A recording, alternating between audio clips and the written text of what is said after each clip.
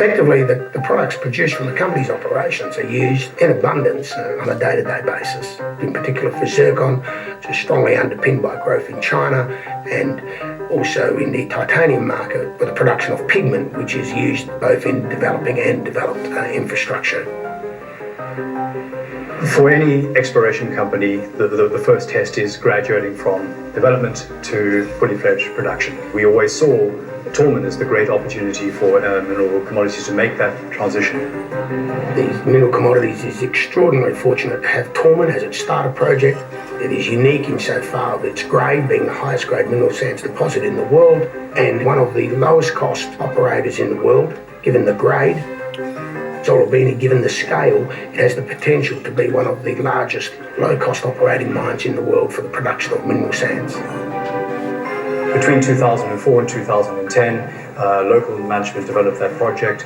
The final regulatory work started in early 2010 and was completed by August 2012, which enabled the company to go through the final capital raising and commence the construction of Tormund in January 2013, meeting the targets of being on time and on budget, allowed commissioning to be completed by the end of 2013 and full production to commence in 2014. Tormund has been funded largely by shareholder equity, made easier by the fact obviously the capital investment for the project was significantly lighter than many other comparable mineral sands projects.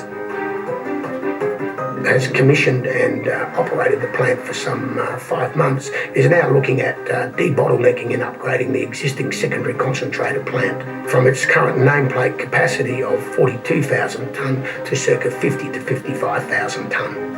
While we're transitioning and developing the Tormund project, that's obviously given us the opportunity to really focus on the outstanding issues and primarily environmental and social issues of Zolobini.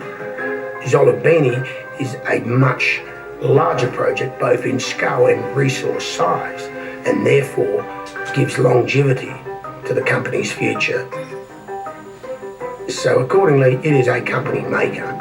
The regulatory work and approval will probably take up to 18 to 24 months thereafter, and we see the opportunity therefore to commence construction of Zolobini within the next 3 to 5 years. The benefits flowing from Tormund and the great dire need of the local community for jobs and for development and opportunity are becoming inexorable, and we certainly see that in a short period that groundswell will move towards to regulatory action and for the full approval of the plant in the next 3 years or so. As the cash flows come into mineral commodities through the Tormund project, we're really able to accumulate a cash pile and obviously create the capacity for debt raising within the mineral commodities to invest in future projects. Not only does that create the opportunity in the first instance to pay significant dividends to shareholders, but creates the capacity for significant future investments, both in the expansion of Tormund and Zolobini and any other projects that the company may identify.